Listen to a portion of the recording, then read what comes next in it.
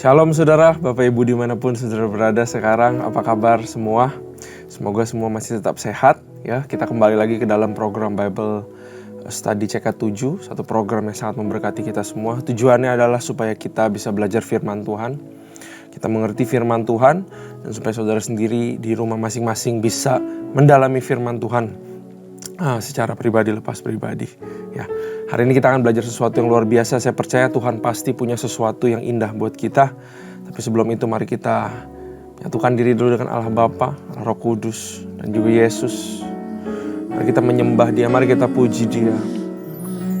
Dia Allah yang baik, Dia Allah yang memimpin kehidupan kita. Dia adalah Allah yang setia. Oh, let's worship, oh, let's praise Him. Muradabasi kita baik. Saudara yang bisa berbahasa roh, mari kita berbahasa roh. Arana maya rada pada kata ya rana kita bayar rada pada kata. Thank you Lord. Kau baik Tuhan. We need you Lord. Haleluya.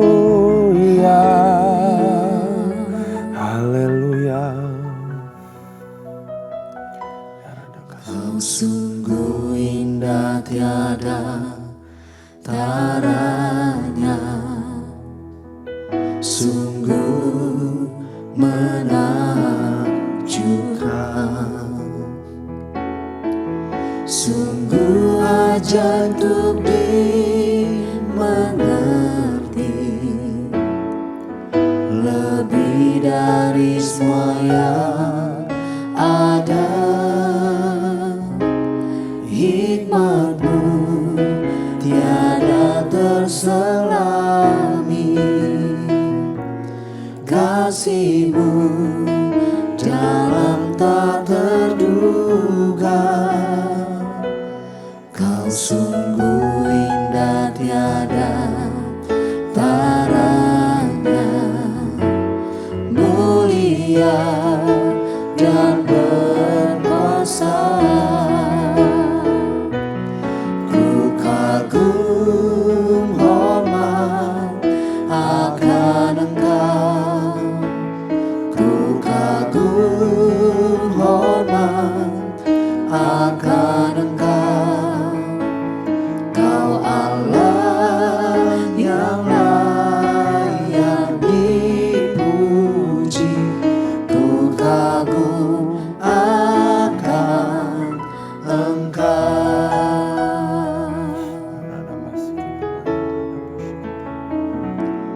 Kau sungguh indah tiada taranya,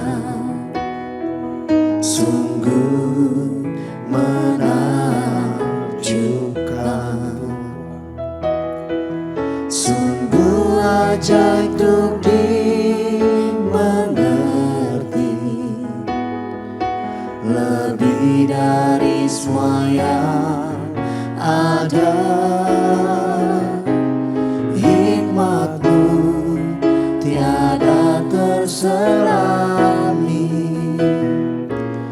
kasih-Mu dalam tak terduga. Kau sungguh indah tiada taranya, mulia dan berkuasa.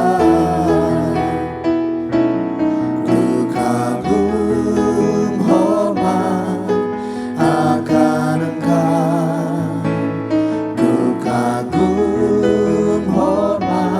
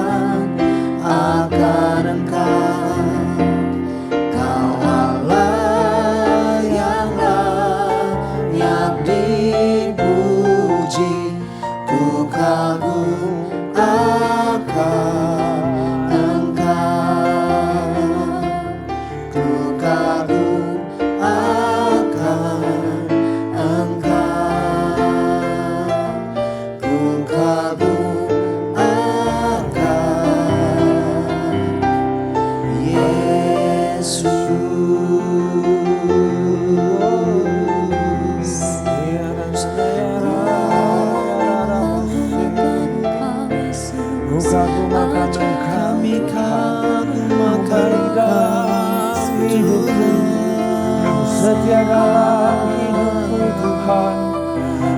Kau yang bawa aku Tuhan ke tempat yang tinggi Bapa. Kau yang mengasihiku Tuhan, Kau yang memilihku Bapa.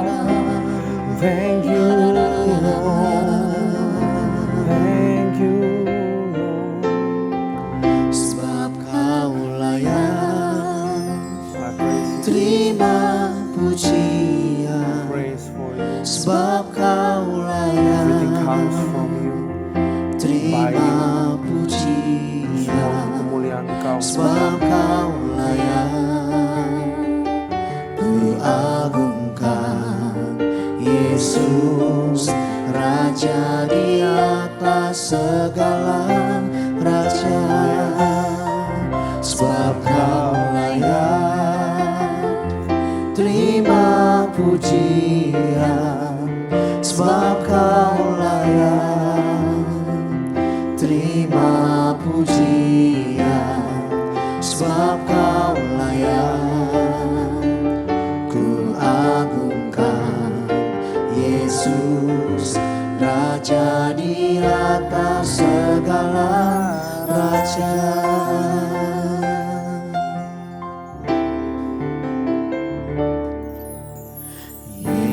Yesus, ku cintakan, ku tinggikan, ku agungkan. Aku kan memuji-Mu, baik di dalam suka dan duka.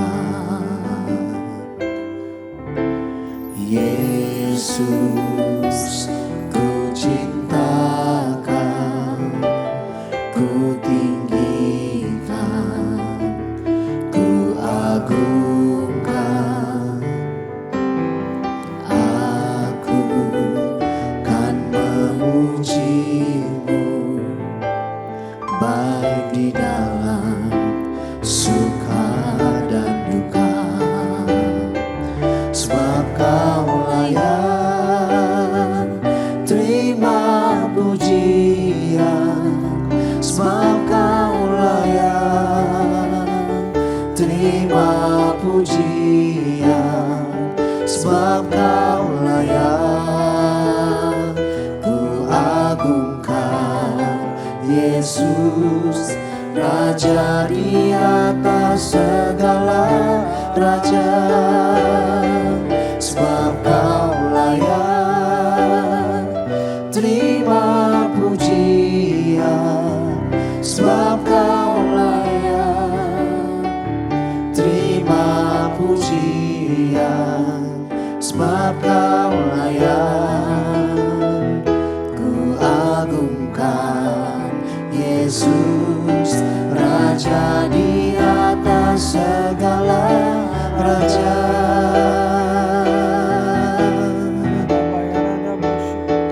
Sebab Kau layak terima pujian.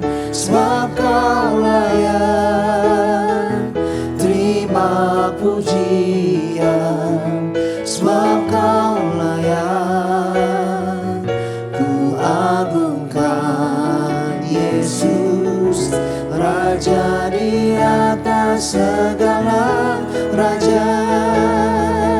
Sebab Kau layak terima pujian.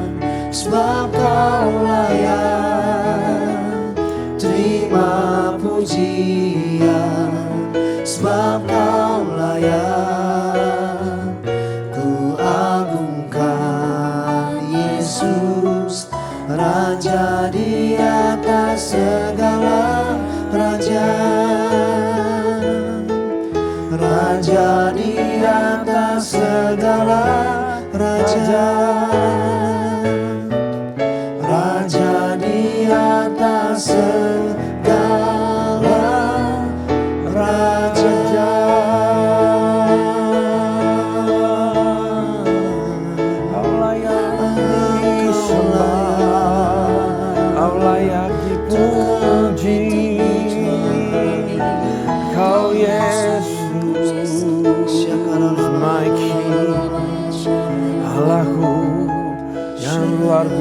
biasa.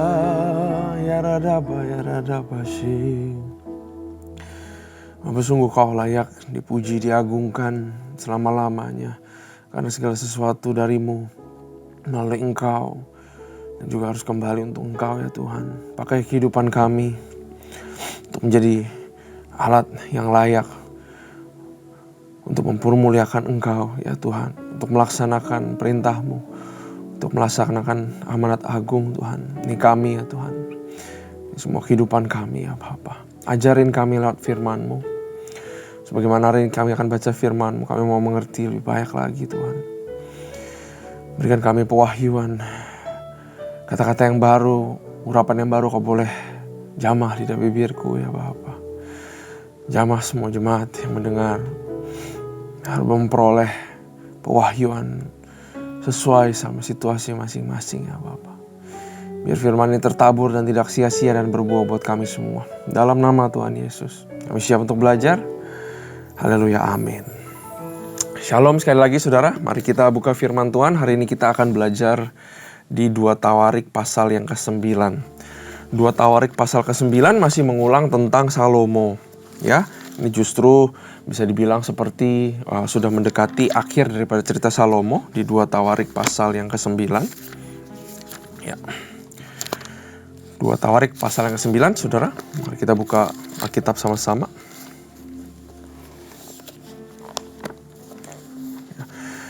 Perikopnya adalah kunjungan Ratu Negeri Sheba, ya. Artinya bahwa ada yang mau melihat kehebatan Salomo, saudara. Nah, ini penasaran saya karena begitu saya baca pasalnya ke perikopnya, apa yang mau dilihat dari Ratu Negeri Sheba? Begitu juga dengan kita, sering kita ada orang mau berkunjung ke rumah kita, ke gereja kita, ke area kita, saudara. Nah, biasa kalau orang-orang berkunjung, biasa kita lakukan apa? Kita beres-beres, betul? Kita melakukan pencitraan, saudara. Tapi dari perikop ini aja, barusan Tuhan spontan bilang bahwa yang penting bukan yang dilihat manusia, yang penting yang dilihat Tuhan. Amin, saudara. Mari kita baca ayat 1.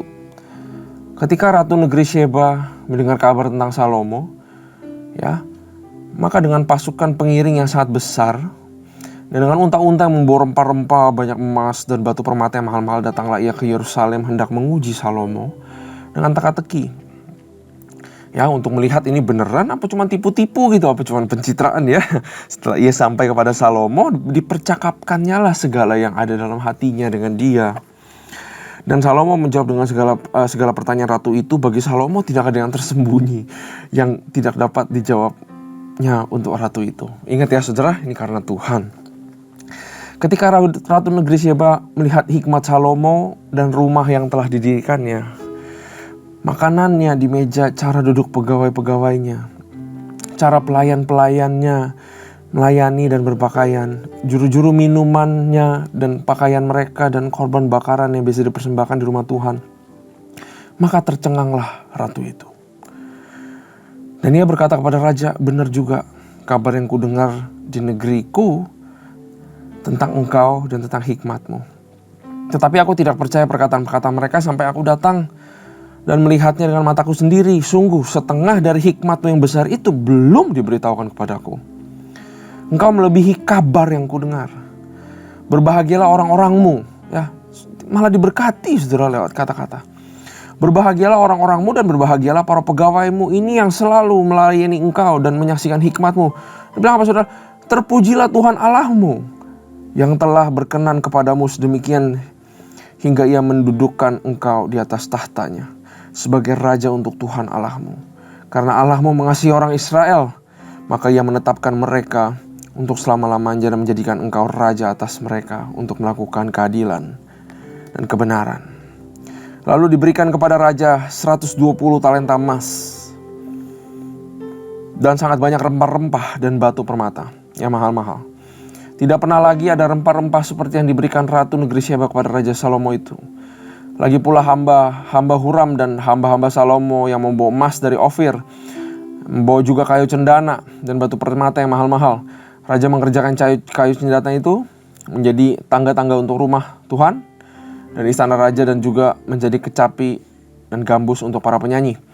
Hal seperti itu tidak pernah kelihatan sebelumnya di tanah Yehuda. Raja Salomo memberikan kepada ratu negeri Sheba segala yang dikehendakinya, yang dimintanya, melebihi yang dibawa ratu itu untuk raja. Lalu ratu itu berangkat pulang ke negerinya bersama-sama dengan pegawai. Stop dulu sampai sini saudara. Kita lihat bahwa saya pelajari bahwa number one, apa yang dikasih sebagai upeti, Salomo pakai lagi, dia putar lagi untuk kepentingan bait Allah. Untuk kepentingan pekerjaan Tuhan, dia buat kecapi, dia buat perbagus perbendaharaan rumah Tuhan. Lagi-lagi saya mau mengingatkan kita semua bahwa adalah kewajiban untuk semua orang Kristen saudara untuk berakar di dalam gereja dan membangun rumah Tuhan. Rumah Tuhan itu dipercayakan kepada tangan manusia. Tuhan adalah kepala dari gereja. Roh Kudus adalah Tuhan di dalam gereja. Sedangkan Yesus adalah Tuhan yang menjadi kepala daripada gereja. Tapi yang menjadi anggota tubuh yang ikut membangun gereja itu adalah orang-orang. Ini adalah partnership yang Tuhan pengen waktu dia bilang, aku mendirikan gerejaku di atas batu karang. Ya, bahwa kita harus ingat di dalam hati kita, rumah Tuhanlah yang harus menjadi prioritas utama kita sebagai orang Kristen. Kita sudah ditebus saudara. Kita adalah orang-orang yang bukan hidup buat diri sendiri lagi. Sama seperti Salomo menggambarkan sebuah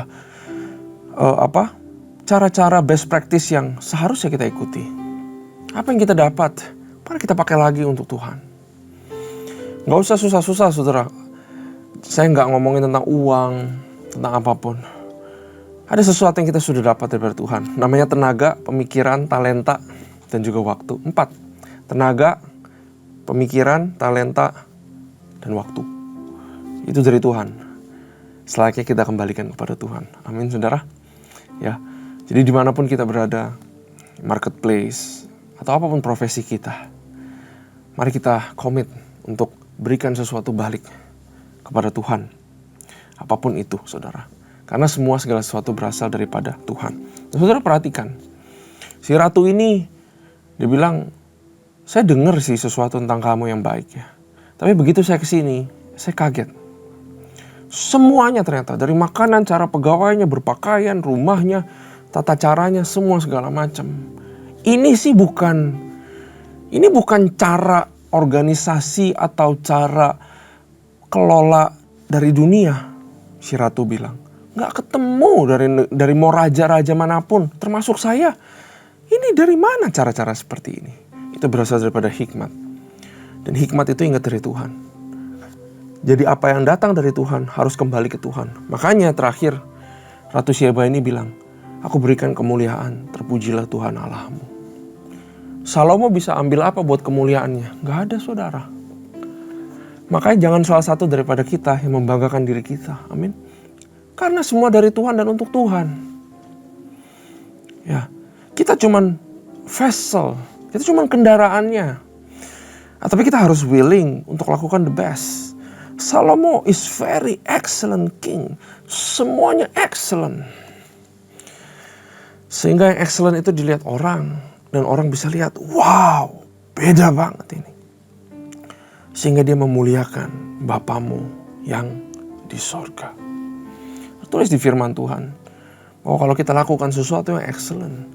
Bahwa kita beda, menjadi tiang, menjadi terang dan garam. Bersinar, stand out. Tapi bukan cuma stand out, tapi juga memberikan rasa kepada sekitar kita. Memberikan perbedaan. Ya, bahwa ini bisa membuat orang heran akan kita. Dan dia akan memuliakan Tuhan. Amin, saudara. Mari kita lanjut baca. Penghasilan Salomo dan kekayaannya. Adapun berat emas yang dibawa kepada Salomo dalam 1 tahun ialah seberat 660 talenta. Ya, ini ayat 13 saya ada catat. 660 talenta, saudara, itu 25 ton. Bayangin, punya emas 25 ton. Belum terhitung yang dibawa oleh saudagar-saudagar, masih ada yang lain ternyata, dan pedagang-pedagang. Juga semua raja Arab dan bupati-bupati di negeri itu membawa emas dan perak pada Salomo. Ayat 15, Raja Salomo membuat 200 perisai besar dari emas tempaan. 600 sikal emas tempaan dipakainya untuk setiap perisai besar. Ini seperti emas nggak ada harganya, saudara. Ayat 16, Ia membuat juga 300 perisai kecil dari emas tempaan. 300 sikal emas dipakainya untuk setiap perisai kecil. Lalu raja menaruh semuanya itu dalam gedung hutan Libanon. Saudara, barusan saja saya spontan Tuhan bicara sama saya. Kenapa saya jadikan Salomo begitu kaya? 25 ton emas. Sehingga emas rasanya gak ada harganya. Sebenarnya Tuhan bikin Salomo begitu supaya Salomo sadar bahwa kekayaan tuh gak ada harganya di hadapan Tuhan. Yang ada harganya adalah pribadinya Tuhan. Kalau orang yang dikasih banyak, dia mungkin akan lari kejar harta, bukan main. Setelah dapat harta biasanya akan kecewa, bukan? Ya, karena harta itu datang dan pergi, gak bilang-bilang, gak ketuk-ketuk. Ya, tapi ini kebalikannya. Tuhan justru sumpelin terus kekayaan kepada Salomo sehingga kekayaan itu sudah tidak bisa diukur lagi menjadi sesuatu yang diinginkan. Kekayaan di sini sudah menjadi sesuatu yang biasa. Sehingga dia pengen kasih message kepada Salomo dan kepada kita bahwa ada yang gak biasa, yaitu pribadinya Tuhan. Jangan pernah terbiasa dengan pribadinya Tuhan. Dia lebih daripada kekayaan itu. Saya bayangin kalau saya jadi Salomo, saya udah ada 25 ton emas dan belum yang lainnya. Mungkin saya akan cari contentment atau hidup buat apa lagi ya. Mungkin saya akan cari mau ngapain lagi ya. Apa kepuasan hidup, apa kebahagiaan yang sesungguhnya kalau bukan harta, karena emas aja dibikin buat senjata. Senjata artinya buat dirusakin, saudara. Emas dipakai buat dirusakin, buat perang. Itu udah gak ada harganya. Kalau saya jadi Salomo, saya akan bertanya, apa arti kehidupan yang sesungguhnya? Apa arti kebahagiaan? Karena harta gak lagi bisa memenuhi diriku. Jawabannya cuma satu, Tuhan. Tuhan mau direksi, mau arahin Salomo ke sana. Dan Tuhan mau arahin kita ke sana. Tuhan gak pengen kasih yang banyak kepada kita. Karena harta yang terlalu banyak akan merusak kita. Karena itu jangan ikuti apa yang dilakukan Salomo. Terakhir kita tahu dia beribadah. Dia membangun penyembahan dari dewa-dewa lain. Dia takluk kepada istri-istrinya, saudara. Dia gak takluk kepada Tuhan. Ya, ayat 17. Juga raja membuat tahta besar dari gading yang disalutnya dengan emas murni. Tahta itu 6 tingkatnya dan tumpuan kakinya dari emas yang dipautkan pada tahta itu. Dan pada kedua sisi tempat duduk ada kelek-kelek. Di samping kelek-kelek itu berdiri 2 singa, sedang 12 singa berdiri di atas ke-6 tingkat itu sebelah menyebelah. Belum pernah diperbuat yang demikian bagi suatu kerajaan. Segala perkakas minuman Raja Salomo dari emas dan segala barang di gedung hutan Libanon itu dari emas murni. Perak tidak dianggap berharga pada zaman Salomo. Sebab raja mempunyai kapal-kapal yang berlayar ke Tarsis bersama-sama dengan orang-orang Huram. Dan sekali 3 tahun kapal-kapal Tarsis itu datang membawa emas dan perak serta gading, juga kera dan burung merak. Raja Salomo melebihi semua raja di bumi dalam hal kekayaan dan hikmat. Semua raja di bumi berikhtiar menghadap Salomo untuk menyaksikan hikmat yang telah ditaruh Allah di dalam hatinya. Mereka datang masing-masing membawa persembahannya, yakni barang-barang perak dan barang-barang emas, pakaian, senjata, rempah-rempah, kuda dan bagal, dan begitulah tahun demi tahun. Salomo mempunyai juga 4.000 kandang untuk kuda-kudanya dan kereta-keretanya, dan 12.000 orang berkuda yang ditempatkan di dalam kota kereta dan dekat raja di Yerusalem. Dan ia memerintah atas semua raja mulai dari sungai Efrat sampai negeri orang Filistin dan sampai ke tapal batas Mesir. Raja membuat banyaknya perak di Yerusalem sama seperti batu, dan banyak pohon kayu ara sama seperti pohon ara yang tumbuh di daerah bukit. Kuda untuk Salomo didatangkan dari Misraim dan dari segala negeri. Kemudian Salomo mati, saudara. Selebihnya dari riwayat Salomo dari awal sampai akhir, bukankah semuanya itu terus dalam riwayat Nabi Nathan dan dalam perbuatan Ahia orang Silo itu, dan dalam penglihatan Ido. Lihat itu tentang Yerobeam bin Nebat. Salomo memerintah di Yerusalem atas seluruh Israel 40 tahun lamanya. Kemudian Salomo mendapat perhentian bersama-sama dengan nenek moyangnya dan ia dikuburkan di kota Daud, ayahnya. Maka Rehabeam anaknya menjadi raja menggantikan dia. Kita harus ingat saudara, apa yang dialami Salomo itu semua satu orang namanya Daud yang disebut dengan orang yang berkenan, yang mencari-cari hatinya Tuhan. Baru dia seperti ini. Saya lihat betapa Tuhan baiknya sama Salomo. Karena diberikan begitu banyak berkat, sehingga tertulis bahwa semua raja mau ketemu Salomo. Ya, mau menyanjung tinggi Salomo. Tuhan mengangkat Salomo. Betapa baiknya Tuhan. Bahwa Tuhan kita itu bukan Tuhan egois. Tetap, walaupun Tuhan yang tertinggi, tapi ada di agendanya Tuhan. Dia pengen kita juga ditinggikan. Dengan cara yang benar tentu, saudara. Ya, kita tahu akhir Salomo gak baik, saudara. Karena itu apa yang kita bisa belajar lagi, saudara. Kekayaan dan hikmat itu bukanlah tujuan akhir. Saya belajar dari cerita Salomo ini. Kekayaan dan hikmat bukanlah tujuan akhir daripada hidup. Tujuan akhir daripada hidup itu adalah ke Tuhan itu sendiri. Artinya apa? Tujuan hidup kita haruslah pengenalan yang berakhir kepada pengalaman dengan Tuhan. Kita harus mengenal dan mengalami. Itu yang dicari Tuhan. Kekayaan dan hikmat adalah bonusnya. Tapi tujuannya harus berakhir kepada pengenalan dan mengalami. Salomo mengenal Tuhan sebagai Tuhannya. Karena itu dia takut akan Tuhan. Makanya dibilang hikmat adalah awal permulaan daripada takut akan Tuhan. Dia takut akan Tuhan. Dia mengenal Allahnya. Daud, papanya itu Tuhannya dia juga. Hanya sebatas Tuhan, saudara. Kalau Daud sama Tuhan tuh, wah, beda. Tapi Salomo mengenal sebagai Tuhan, it's okay. Dia takut akan Tuhan. Makanya dia dapat hikmat. Harusnya pengenalan ini berlanjut terus. Berlanjut terus. Berlanjut terus. Sampai pengenalan yang lebih dalam. Sampai mengalami. Tapi kita tahu bahwa di akhir ceritanya, dia tidak mengalami Tuhan. Ya, dia malah mencong kiri kanan kepada jalan yang lain. Dan betapa baiknya Tuhan, dia gak cabut kekayaan dan hikmatnya. Tapi kita lihat juga bahwa kekayaannya tidak selamanya. Ya. Buat apa kita dapat kekayaan tapi kita gak bisa menikmatinya sampai keturunan-keturunan.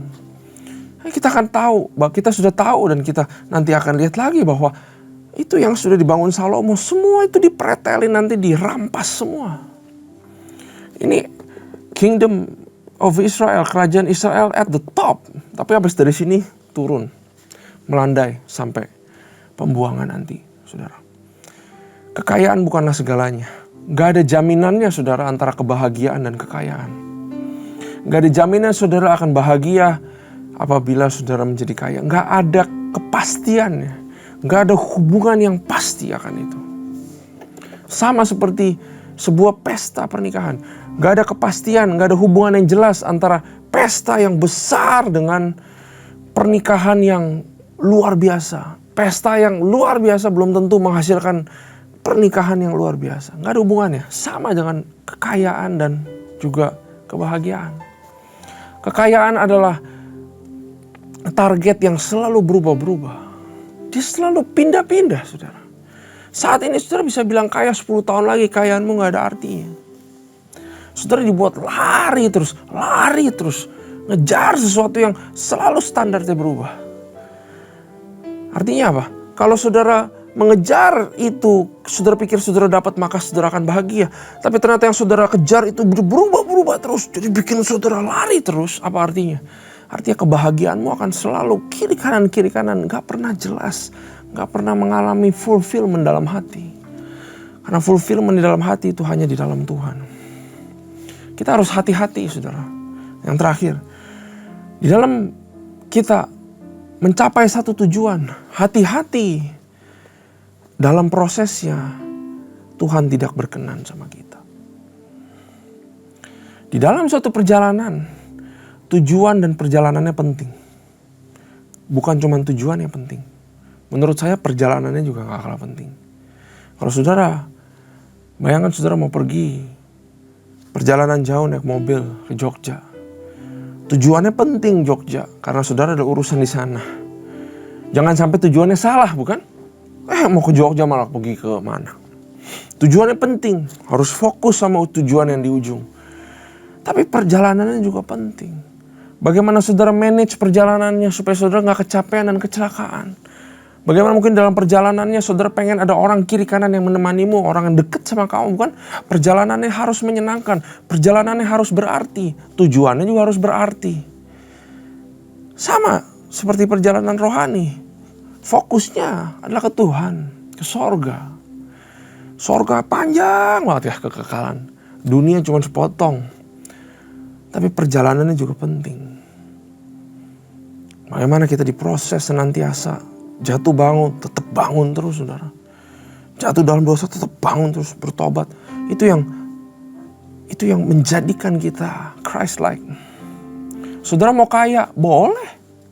Siapa yang larang? Ini Tuhan yang kasih kekayaan.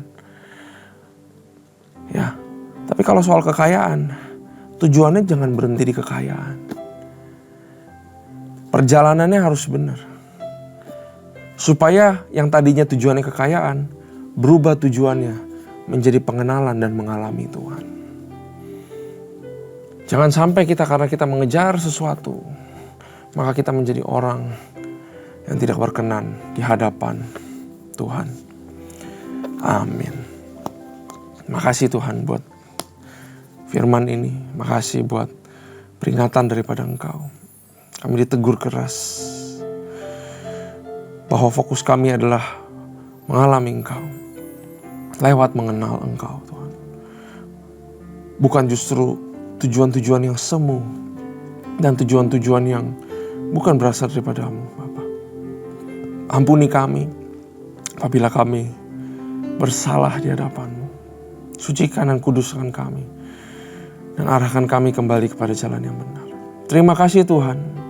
We are excited untuk membaca pasal yang selanjutnya. Hanya di dalam nama Tuhan Yesus kami telah belajar, kami telah memuji, menyembah, berdoa semua untuk kemuliaan Engkau. Haleluya. Amin. Tuhan Yesus memberkati.